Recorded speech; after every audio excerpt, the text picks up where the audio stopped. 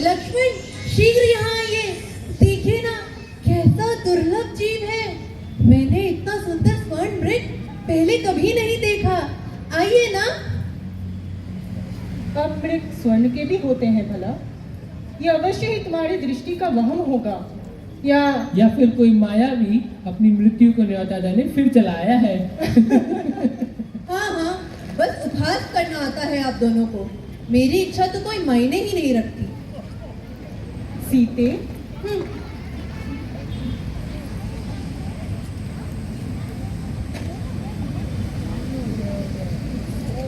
सीते, तुमसे वाद विवाद में जीत सका है कोई? मैं अभी वो स्वर्ण मृग तुम्हारे सामने प्रस्तुत करता हूँ।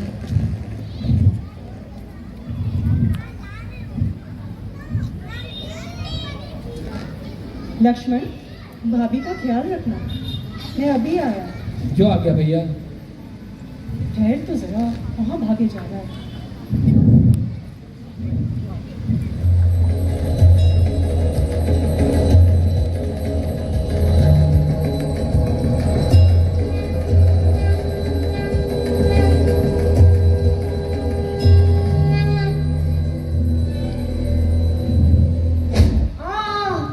लक्ष्मण भाई, कहाँ हो तुम? लक्ष्मण, तुमने आवाज सुनी? जी भाभी। तो निश्चिंत क्यों बैठे हो? शीघ्र जाओ स्वामी की मदद के लिए। निश्चिंत रहें भाभी, ये अवश्य ही कोई मायावी चाल है। ये तुम कैसे कह सकते हो? क्या तुम स्वामी की आवाज को नहीं पहचानते हो? पहचानता हूँ भाभी, और साथ ही उनके शौर्य को भी। भैया का अनिष्ट कर सके ये सामर्थ्य छिप कर वार करने वाले दैत्यों में कहाँ। भैया, वाद विवाद में समय व्यर्थ न करें, शीघ्र जाएं। निश्चिंत रहें भाभी, भैया सुरक्षित हैं। ओ, जान पड़ता है सुमित्रानंदन भयभीत हो गए हैं।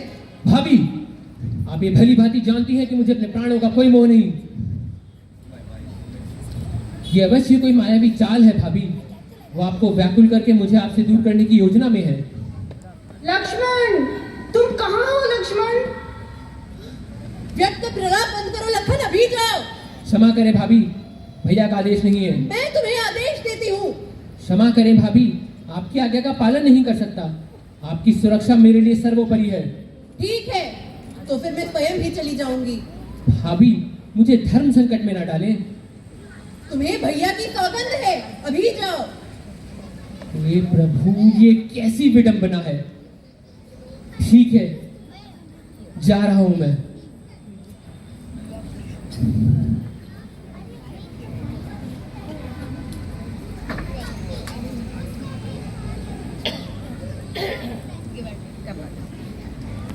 भाभी, आपसे अनुरोध है, किसी भी परिस्थिति में इस लक्ष्मण रेखा को पार ना करें।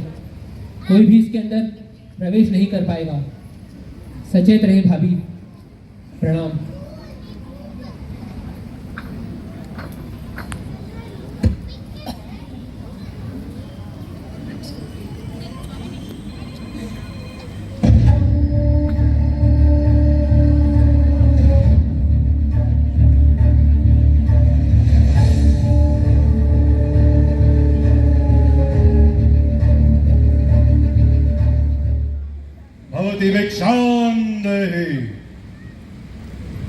एक साधु तेरे द्वार पर आया है। देवी, भिक्षा दे।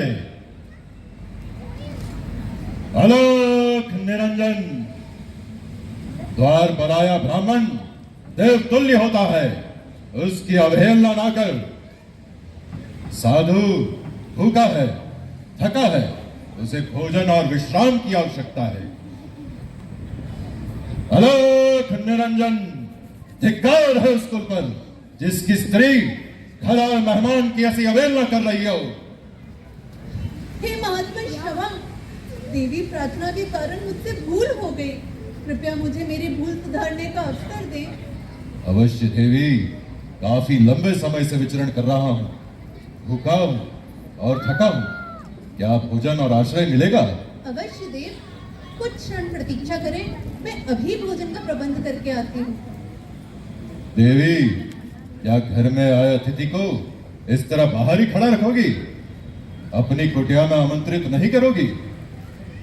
हे महात्मन, आपका अपने आश्रम में स्वागत करना हमारा सौभाग्य होगा, किंतु अभी मेरे स्वामी कुछ कार्य पूर्ण करने हेतु बाहर गए हैं। उनकी अनुपस्थिति में आपका अपने आश्रम में स्वागत करना अनुचित होगा। यही सोच भोजन का प्रबंध करने लगी हूँ।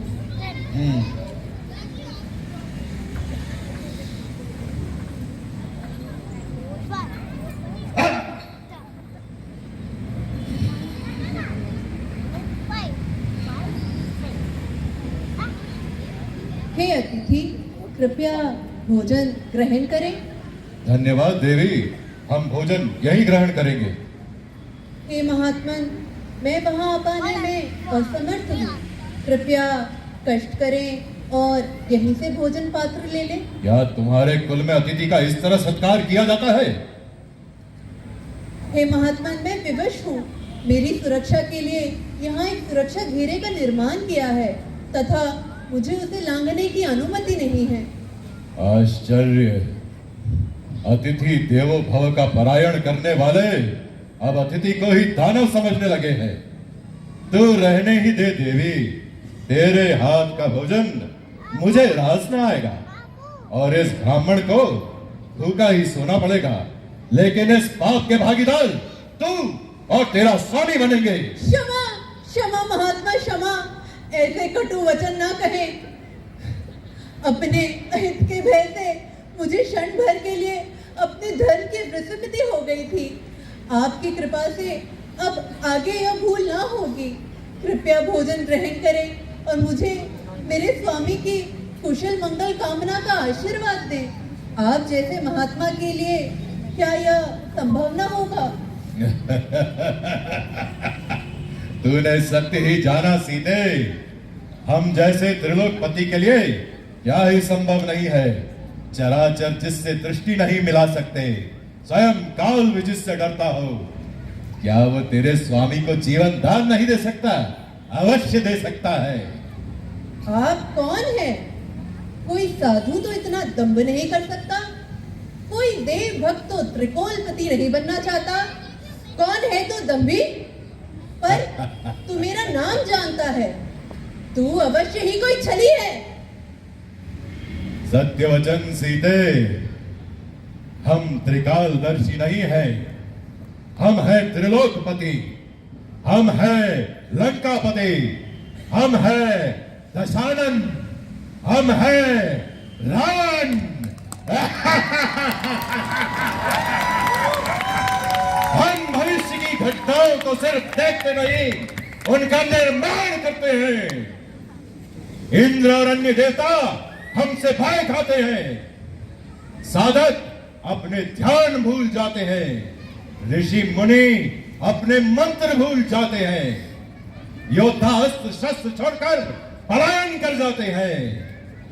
सूर्य चमकना भूल जाता है और सिंह अपनी गर्जन भूल जाता है। रावण के पराक्रम के सामने प्रकृति भी भय खाती है। छली, तेरे छल के कारण लोग अतिथि का सम्मान न करेंगे। अतिथि धर्म की मर्यादा ही समाप्त हो जाएगी। दुष्ट! सीते, तू मुक्त हो गई। तू मुक्त हो गई उस आडंबर से जहां आतिथ्य जीवन सुरक्षा से महत्वपूर्ण होता है, जहां पिता के गलत वचन के कारण लोगों को वन वन की ठोकरें खानी पड़ती है। तो जैसी कोमलांगिनी स्त्री इस निष्ठुर वन में रहने योग्य नहीं, उसे तो रावण की लंका में पटरानी बनकर राज करना चाहिए। रावण, राक्षस, तेरी इतनी हिम्मत! अगर अपने प्राण प्यारे हैं तो चला जा रघु कुमारों के वापस आने से पहले। देखेंगे, रघुकुल कुमारों को भी देखेंगे। स्वरूप नखा का मान मर्दन करने वाले उन तपस्वियों को उनकी करनी का दंड मिलेगा। तेरा अपहरण तो मात्र इस दंड की शुरुआत है।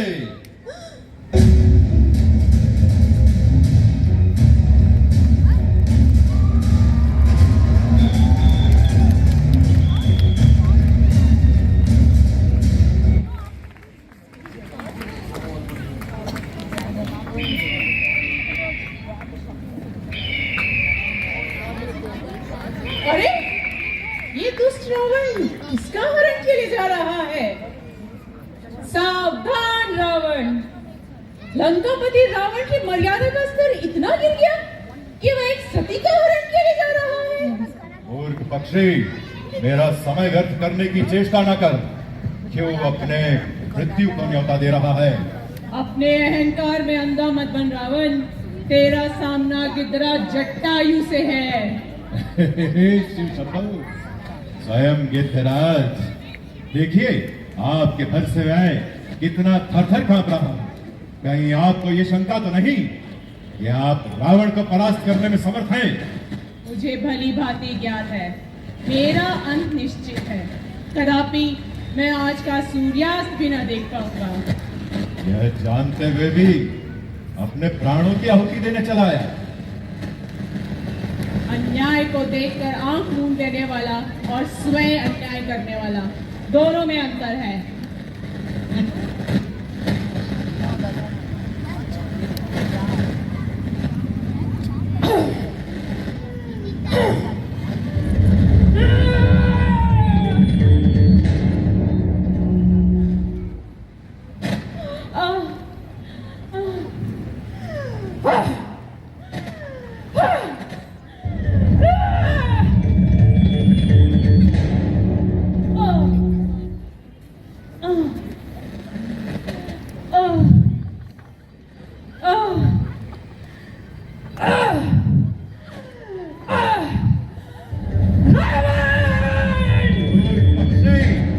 अपने प्राण लुटाने पर अब इतना आंधा है तो मैं तेरी ये इच्छा भी पूर्ण किए देता हूं।